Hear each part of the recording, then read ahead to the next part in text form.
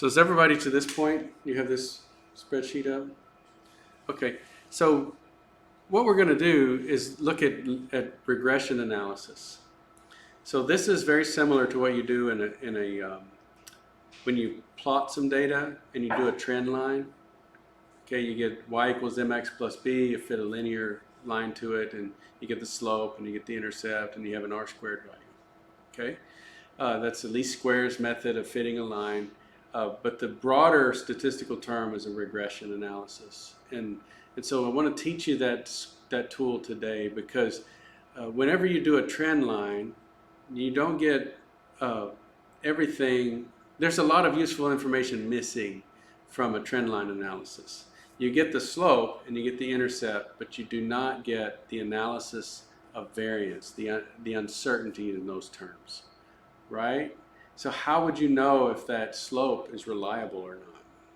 How would you know if that intercept was reliable? When I say reliable, noise in the data could have given you that number. And so it's a fake number. It's really not reliable. So this regression analysis will give you the uncertainty in those numbers. It'll tell you the slope is this plus or minus. And it will also tell you how certain that you can be, what's the statistical significance of each of those numbers.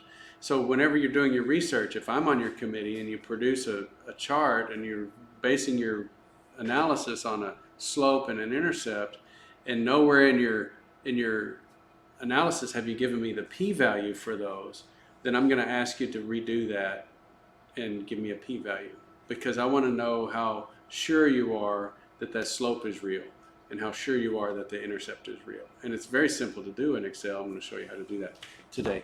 So we're going to take this data. We have some scores that I put in here for the solubility of APAs and these different solvents. And we have the D value, the P value, and the H value.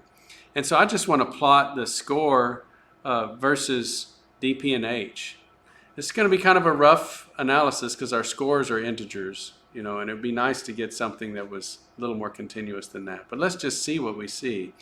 So let's plot just these two columns next to each other. We'll plot the score and the H value. So we come up here to insert. Over in charts, we're going to pick an XY scatter plot, and we're just going to pick the data values. Oh, that's so ugly. This may not be very good. Well, let's see. We'll do it. Okay, so this is our score versus H value. Okay, and so we're going to click the data, and we're going to come over here, and we're going to add a trend line. You see here, trend line? That's beautiful. Yeah, trend line. It's a horizontal line. It doesn't give us very much, and so we come over here and go to more options on the trend line, and then we get this little edit panel, and we can come down here and we can display the R value for that trend line. We can display the equation on the chart, and we can we'll come back to the intercept thing. And so this is a great result. We have y equals mx plus b. Now, what can you say about that? If this is your result and you have to write up, so we present the results in our paper, and we, here's figure 2, the correlation of our score to the H value, and we don't evaluate it. It's just results. And then in the discussion, we say, as we saw in figure 2, what would your conclusion be? What would you write about this? Like specific words would you use? What would you say? There's no linear trend. There's no, I wouldn't even use the word linear. There's just no trend. Yeah, there's. But we put the linear trend line. That's true. Okay, you can be specific. Yeah, so no linear trend, and so how can you support that claim? So you've made a claim. What value are you going to point to support that claim? Because I'm looking at that, I see an equation, a linear equation, y equals 0.0034 x plus 3.92. So that's the equation for that line. It's a linear line. Low correlation between. Yes, because of the poor correlation. Yes, so the R squared value is the correlation coefficient. It's and it is a perfect correlation is 1. Okay, and this is 0.0006. You can think of this R squared value as if you were to multiply by 100, percent of the scatter in the data that is captured by the model. So you've got a model on there. How much is captured by that model? And it shows that 0.06% of our variability is captured by the model. So you could say there's no trend in our scores based upon the delta H values. Okay. Now we could plot another one. Let me show you 2 tricks. Okay. I'm going to grab this chart and I'm going to control drag it. So I'm holding control down while I'm dragging. And dragging means hold the left mouse button and just move the mouse. So I'm dragging it over, and when I let go, leave the control button down. When I let go of the mouse, I've copied the chart. So control drag is a nice way to copy things. And this is great because we have our trend line on there. If we had labeled our axes labels are doubled and everything. All the formatting and everything. So format your figure once and then control drag it, but don't make a copy paste error. Go in and edit your axis titles, edit the format, edit the things that need to be edited. But now what I want to do is I want to click the data set, and notice over here I've got these highlighted fields. That's what's being plotted. And so all I have to do is come over here and change the X values. I just moved that over to P, and now I'm plotting it versus P. It's a little tricky to do with a touchpad. Yeah. But you get close to the edge. Notice how you get close to the edge and it gets bold. See, I'm look up here at the screen. I get close to the edge and it gets bold. That's when I can drag. So I get close to the edge, drag it over to P. And so now we kind of see a bit of a trend. Our R squared is 0.17. 17%. 17% of the scatter in the data is captured by our model. Okay. Don't like it. You don't like it? Okay, fair enough. So p-value is not enough to tell us what our score would be. If we just had one, polarity in the molecule, if this is telling us, this would tell us that polarity was the most important thing. If we were just plotting, these versus p-value, that would be enough for us to predict the scores, like how soluble this is, and so on. Yeah. So that's our second score. Now I'm going to change the title and everything like that. But if I get into too much detail on editing, we're going to run out of time. And so I'm just going to scoot that down out of the way. And I'm going to control drag this again and do one for the D value.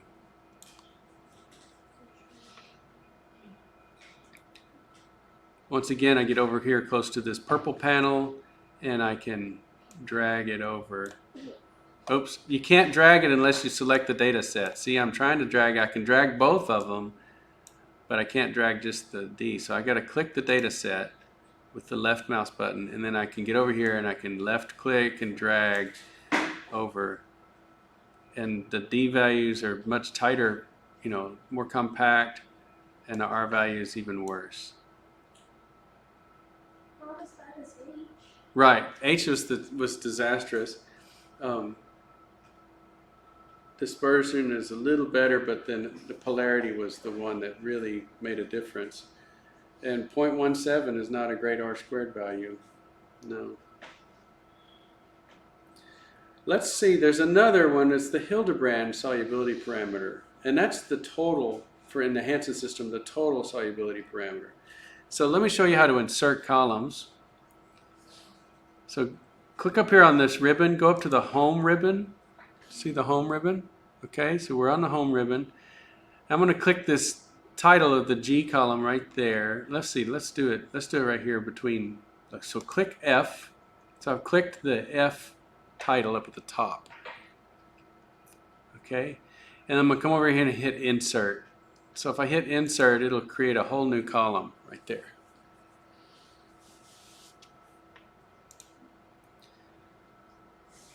So let's type in T for total. So this is the total solubility parameter.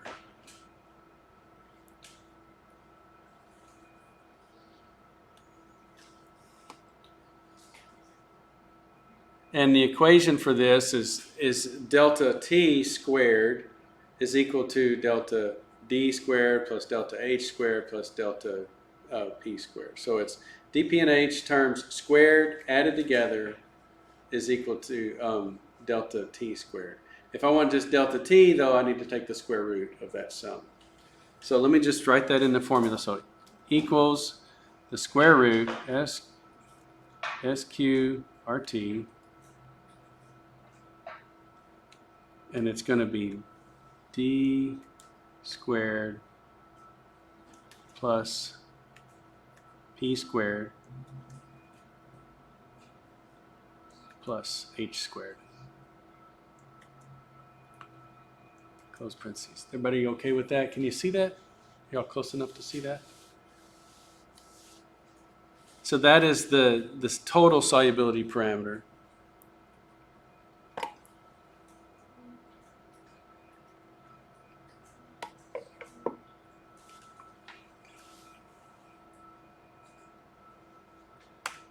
Hit enter. Now, did y'all know this little trick here? You get on here and the little plus sign appears. Look, I've got just the regular big plus sign. I get on the edge and it turns to a little double-headed arrow up and down, and that allows me to drag that cell someplace. But if I get down here in the corner, look what happens if I get on the corner. I get a tiny plus sign. And we get to the tiny plus sign, we double click. And it copies it down as far as there's data. Okay, Haley was looking down, so let me undo with Control Z. You get right there and a double click, and it copies it down. That's super helpful, especially if you have a long data series like in spectroscopy with 2,000 data points. You don't want to have to copy and then select down, down, down, down, down. Anyway, saves a ton of time. So I've pasted that formula all the way down. And so now let's look at the totals. I'm going to do another control drag. Copy my chart. I'm going to grab that data set and scoot it over. And so now I'm plotting it versus the total. It's no better, but I didn't know. So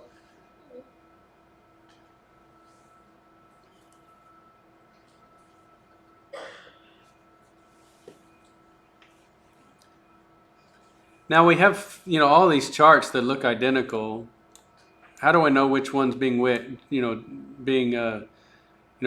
chart? So if I click on the chart, you can see what's being plotted, right? So this, I know I'm click this one, and so I know that's score versus H. If I click this one down here, I know that's score versus P. And so I would go in and I would change those and make sure that they are accurately labeled, etc.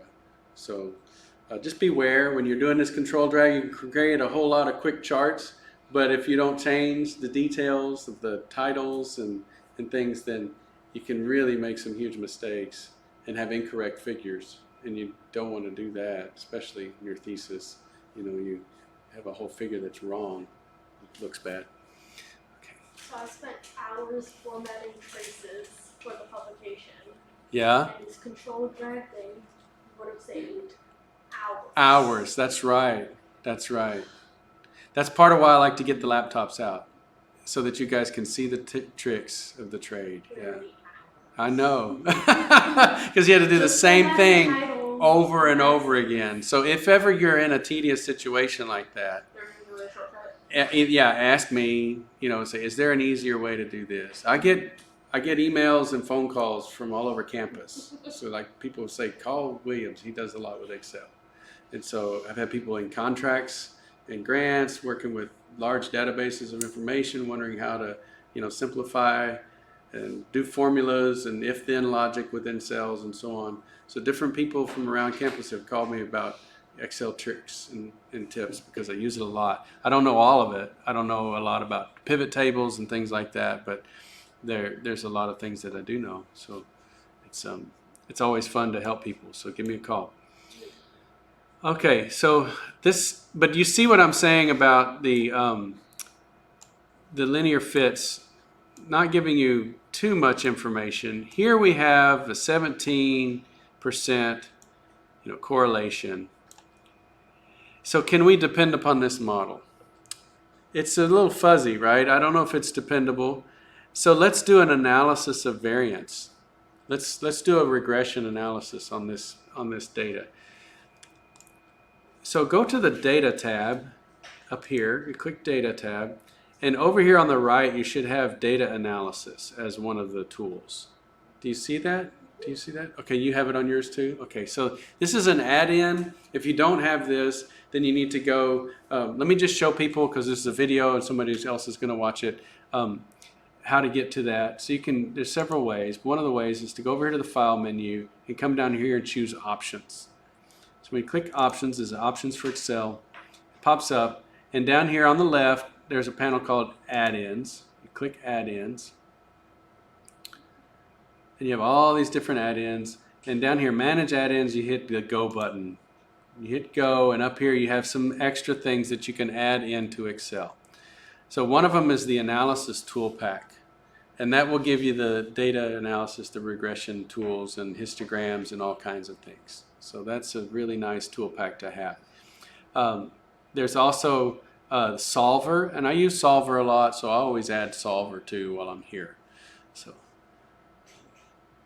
you guys, for the Hansen solubility parameter analysis, will need Solver, so you would make sure that you had Solver selected too. Did you find it, Haley? The Analysis Toolpack? Yes. Okay. Yeah, so you click that checkbox, and then go ahead and add Solver too, because if you're doing a solubility sphere, you're going to need Solver. So we click add-ins, and I don't Okay, and then you hit. Oh, I already have Solver. Okay, good. So then you hit OK. Okay, so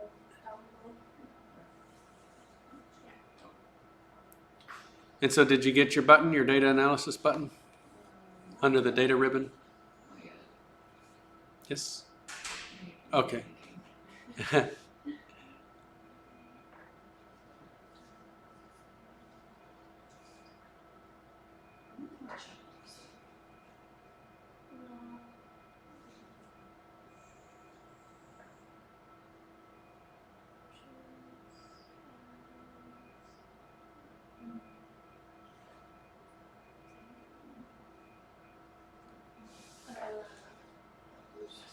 first screen looks a little different. Does it? than what yours looked like. Do you want me to do that again? So I went to File Options. Mhm.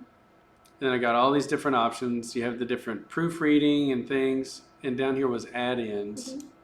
Clicked that. And then this may be the screen that looks different. Yeah. You have these things up here, which again, I think this is just sort of a report of what I have. Yeah. But down here is the manage. So you can manage Excel add-ins, COM add-ins, actions, etc. So I just did the Excel add-ins and hit go. And then I get this screen. Oh. Okay, so yeah. Yay, okay, fantastic. So what we want to do is just click that data analysis button. And we have lots of options. There's some really great things in here. You have ANOVA, you have correlations, so you could look at it, see if data is correlated, descriptive statistics, histograms, but I haven't used a lot of that. It's just nice to have. I use this down here, regression. So that's the one I use the most. So if you click the regression option and hit OK, then it comes up with this dialog box. And we need to decide on our dependent and independent variables. So we're saying that our score is depending upon the p-value. So we want to see how our score depends upon the p-value. So our score will be the y range. I happen to select it without the label, but if you select the label, there's a little checkbox here that says I've included the labels. Okay. So you just need to pay attention. If you include the labels, be sure to check that box. You'll get an error if you don't. The X range, since P was the most promising, I'm going to go with the P values. The delta P values, the Hansen solubility parameter, that's the polarity value. And this constant is 0. We'll probably come back and check that, but leave it unchecked for now. We could force the fit to go through 0. And at this point, we don't want to do that. You could pick a cell on this particular sheet for the output range.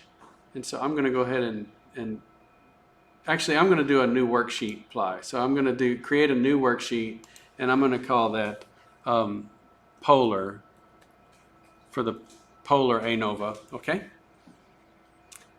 And that's fine. You could have it to generate some extra plots and so on, but let's just do this. So this, basically none of the boxes are checked. I just picked the Y range, the X range, and said create a new sheet called polar. I'm going to hit OK. And it was that fast. So down here I have a new sheet called polar. Now watch carefully. This is a little pro tip. Notice how not all of the titles and everything fit within the column width. So look up here what I'm going to do for that. I'm going to click this top corner and select the whole sheet. If I click that, I'll select the whole sheet. Then I'm going to come right over here between A and B, and when I get to that column divider between A and B, I'm going to double click. And it auto widths the whole thing. What does ANOVA stand for? Analysis of variance. Yeah, so it's sort of it's not really an initialism because variance is VA, and so it's analysis of variance. So ANOVA. Yeah. So that's just what it's been called for who knows how long. Now, one thing that we should see is that our R squared matches 0.1744. It matches our linear trend. In fact, if I can't recall that, I'm going to go over here and I'm going to grab that chart. I'm going to right click and copy it. And I'm going to paste it over here on the regression page so we can see paste. Well, let's see. Yeah, that's fine. So there's our chart that we did.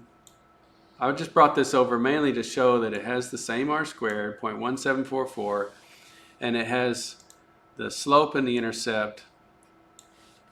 I'm going to make it a little bigger.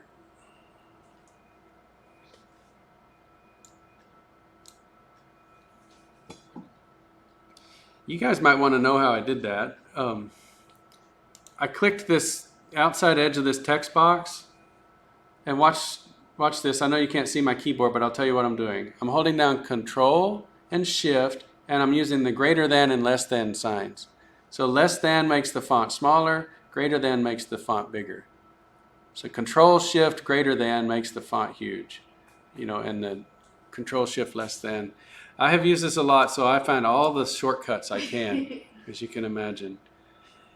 It even works for here, but you can use Control mouse wheel. I know y'all don't have a mouse wheel, but if I wanted to make this bigger, I could use the Control and the mouse wheel. So now people on the video can actually see what we're talking about.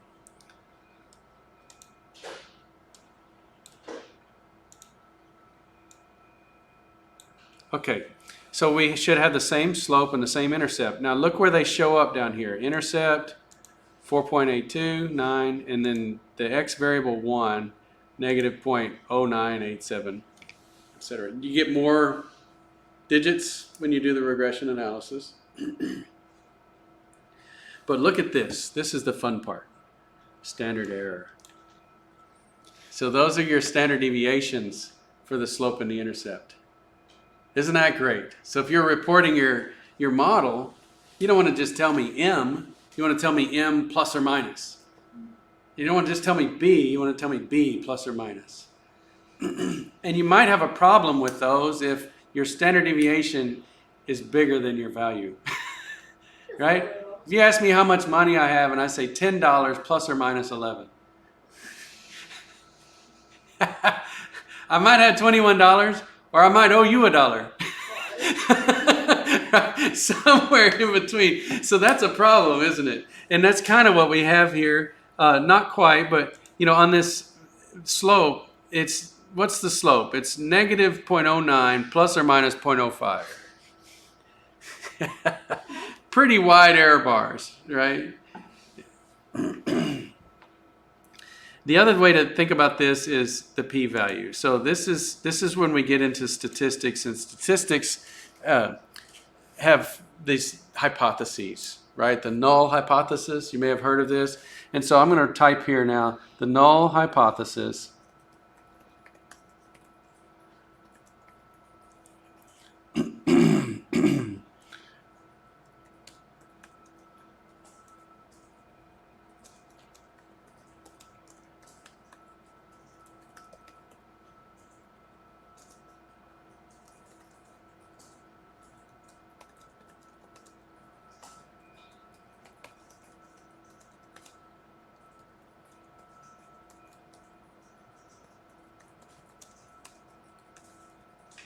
And the p-value is the probability that the null hypothesis is true. So you can't use p-values unless you know your null hypothesis. And if you ever presented one in a presentation and I saw that you were using p-values, I will ask you the question, that's the probability of something. What is it a probability of? Okay. And it's real simple in a regression analysis. The null hypothesis is always the same. Is that noise in the data gave us those coefficients. And so you can be confident in using that. You don't have to have a degree in statistics to use a regression analysis, but you do need to know the language. You need to know that the null hypothesis is that noise in the data gave us those coefficients, and that the p-value is the probability that noise gave us those coefficients. So each coefficient is evaluated individually. And that's nice. We have a probability that the b value was created by noise, and we have the probability that the slope was created by noise. So look at the p-value column. That's the probability that the b value was created by noise in the data. So small, the better. Very small, yeah. In fact, all of these probabilities, we want small p-values. Because basically the null hypothesis is that number is meaningless. And this is the probability that that number is meaningless.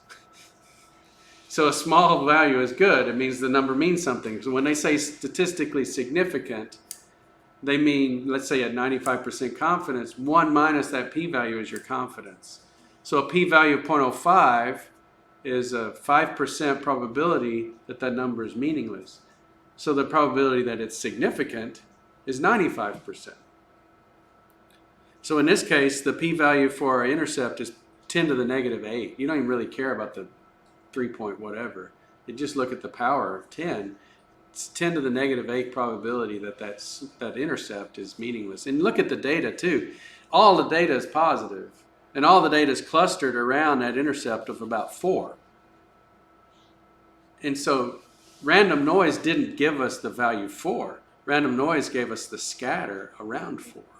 But 4 is a pretty confident number. If you were to take the average and standard deviation of this data, just the scores, it'd be around 4 plus or minus 0.5, right? You look at that standard error, it's telling us it's essentially 4 plus or minus 0.5, you know, for our intercept, but we have such a small slope that that's essentially the average of the whole data. So the average of 4 was not generated by noise, really. If it were, you'd have to have some negative numbers too. So, you know, it would, you know, if it was not, another way to say the intercept is insignificant is to say it's not significantly different than 0. We do an analysis in forensic chemistry with a GC analysis, and the integrated area of the peaks is huge. It's like, you know, 8 million and 10 million, 120 million and so on. And so the intercept is like 120,000 counts. And the p-value was huge, that it's not appreciably different than 0. How can you say 120,000 is not significantly different than 0? Well, it's because the values go up to 8 million and so on. So 120,000 is really no different than 0 for an intercept when this, you know, trend goes up into the millions. Okay, and so we take that intercept out because it's not statistically useful. So the p-value for our slope is 0.06. It's not that bad. We're looking for 0.05 or better. So even though we have a 17% correlation, that slope is almost valid. So it's a 94% confidence in that slope, 1 minus the p-value. Really, it's, if we rounded to, it would really be like 0.07, so it'd say 93% confidence. But that's not 95% confident. Yeah. There's a lot of noise in this data. And so, but there, look where the lowest values are. They're up here in the high p-values, and look where the highest values are, down here at 0 p-value. So there is a slope, it's just really noisy. And so it's not quite statistically significant. If it were, our R-squared value would have improved, But notice how R-squared doesn't tell you everything. And so if you're going to do a regression analysis, look at those p-values and report 3 things. Report the slope, the standard error, and the p-value. So I'll go ahead and highlight the columns that you should report whenever you do a regression analysis.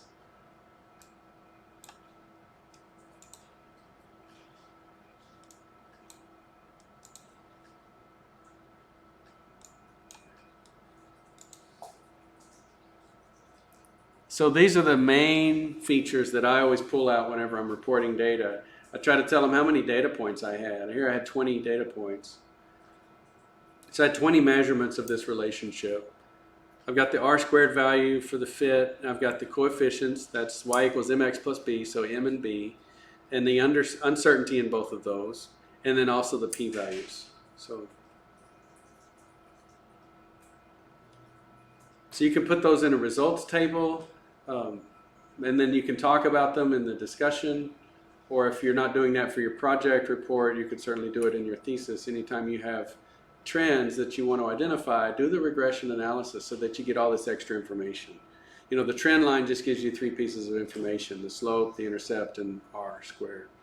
And there's much more that you can talk about. And you can get more confidence. Even though this was an R-squared of 0.17, I look at that p-value and I say, well, it's not as bad as it sounds. It's not as bad as it sounds. So let's go ahead and do a regression analysis on one of the others and see how bad it can get, right? So let's do the H bonding, or what you decide. This is, again, voice and choice for the student. What do y'all want to do? Which one? Let's do H. H? Okay, very good. So let me, so then we just come back over to this page. We don't have to click any of the charts or anything. We just go to the data ribbon, data analysis, select regression. It remembers what we did last time, so it still has the Y range selected. But now let's pick our X input and make that the polar column. So the the H values. So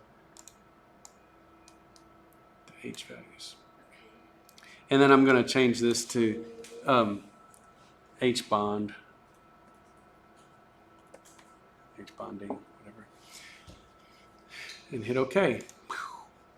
All right, so I don't like the my column. So here's that trick again. I select the whole sheet, double click between A and B, and that auto scales everything. So let's go get our polar plot, just for grins. Our H plot.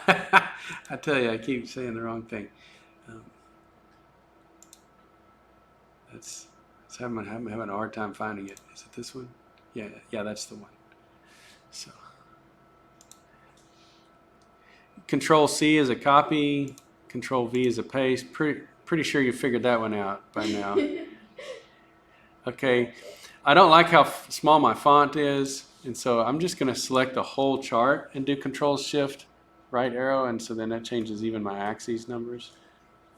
So that was Control Shift greater than, and I hit it 3 or 4 times. So I can actually see the numbers. I always like to check my R-squares to see if they match, and they do. That's nice. Yay. So I'm going to scoot this over a little bit.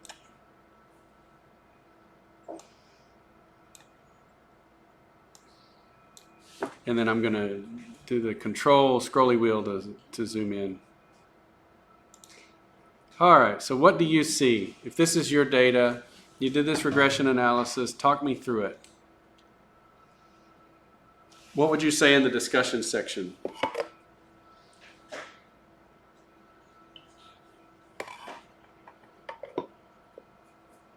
Let's start over here on this side.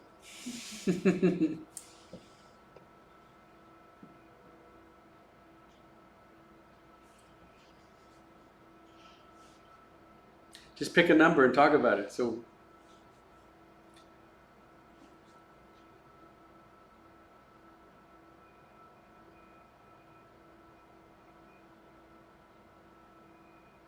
I'll pick one. You tell me about it. What's the R squared look like? The R squared value? It's like 0.0006. Yes. And so is that good or bad?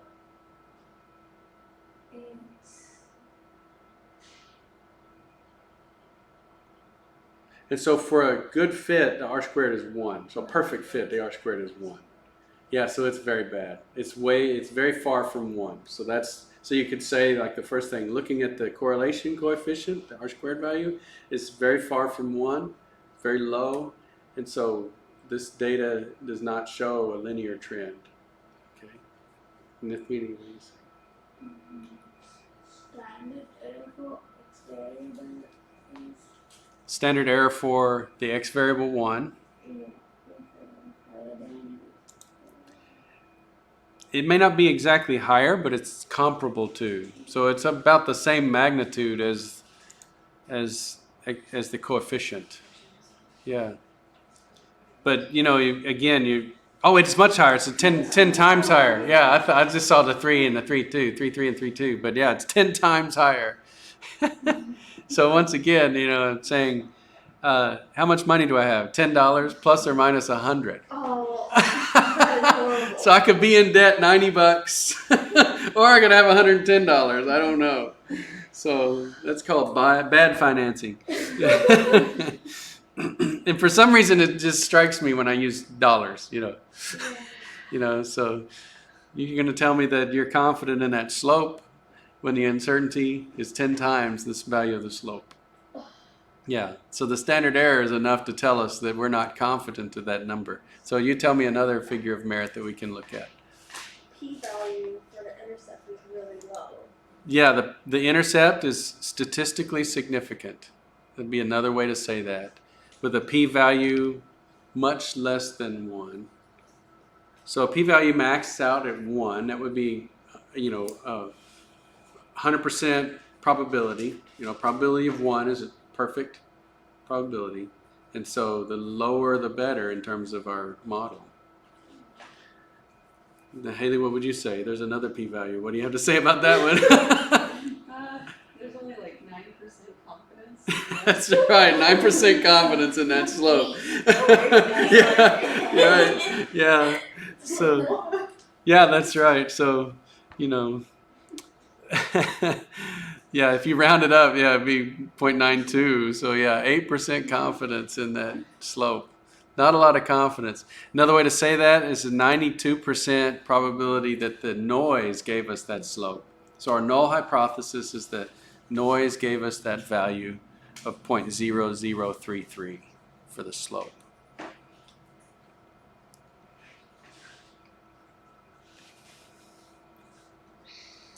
So, we're kind of coming up on the end here. What have we learned from this analysis? One of the conclusions, so we've got some specifics, and so in writing your papers and your thesis, you go from the specific to the general. So this is the skill of the discussion section. We've talked specifically about M's and B's. We've talked specifically about relationships to the polar value, relationships to the hydrogen bonding value. We didn't do the D value, but it would give similar results because we could look at the correlation coefficient for D. It is going to be similar. But those are specific figures. What's the general? So now we focus on how to generalize our conclusions. We talked about specifics, 3 examples, D, P, H value. We didn't do T, but we could. The general is that the score that we've given these does not depend upon any one value. You see how that's a generalization of this? It's poorly correlated to polar by itself, but not a very good correlation coefficient. So any one of those Hansen solubility parameters is not going to tell the whole story. So that's a general statement. But I couldn't make the general statement without looking at the specifics. So that's the flow of thought that you need to have in your scientific writing, is to use in the discussion section specific examples and then draw a general conclusion, work your way to a general conclusion. That's the question, what does this mean? We have specifics about slopes and intercepts, but then we finally get to the question, so what? What does this mean? And that's the real scientific skill, is to choose the specifics to tell a particular story. That story is, what does this mean? We were looking at this score and we were saying, does this depend upon single values of our Hansen solubility parameters? Does it depend upon H alone? It might. You know, if this is just a hydrogen bonding thing, that correlation with H might be all we need. And so we wouldn't need to do a solubility sphere or anything. We just look at the p-value for a solvent and we know what it's going to do. Okay? But in this case, that's not the way it worked.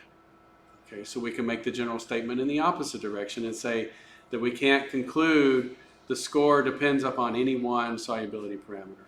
And that's an answer. No is an answer too. And you may get through your whole thing and say, the HSPs for this particular analysis just were not helpful. But you can't say that without getting into the specifics. So you got to look at the specific correlations and things and then say, you know, it's just not helpful. And that may be a conclusion, and that's fine. You've made some ground, you know. For solubility spheres, the ones that are doing solubility spheres, you know, the specifics would be all of the details, but can you get a good fit value? Maybe you can't get a good fit. And so that would be a conclusion as well. We tried these different methods. You talk about the specifics of the methods, but then the so what does this tell me in the end is, can I get a good solubility sphere around my solute that includes the good solvents and excludes the bad? And if you can't do that, that's one of your conclusions. Like Tanner could not do that with his Sharpie marker. He was analyzing Sharpie marker and he had alcohols and he had some chlorinated solvents and he had some ketones and things in between. So there was no way to make a sphere that joined both of those chemical groups without including a lot of bad solvents.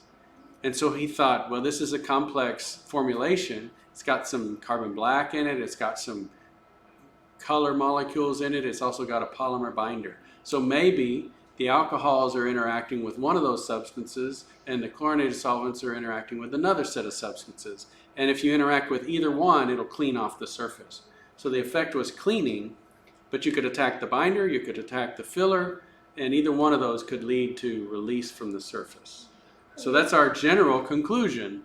We had two spheres, and those were the specifics. Moving to the general conclusion is, it seems from the data that if we interact with either one of these domains, then this marker could be cleaned off a rough surface. See how that's a general conclusion, but then you could drill backwards and see the specifics.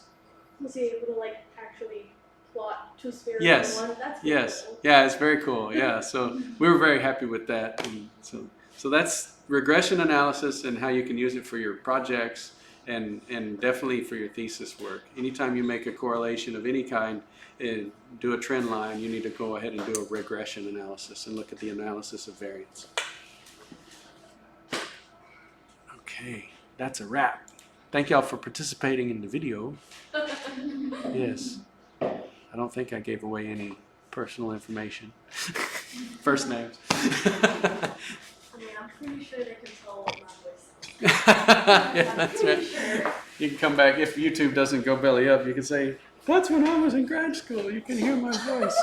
Yeah. Tell your grandkid, back in the day we had this thing called YouTube. Okay, seriously, I feel like YouTube's gonna be around for a very long time. Yeah, we'll see. And I did not think Facebook would last as long as it did, but it Yeah.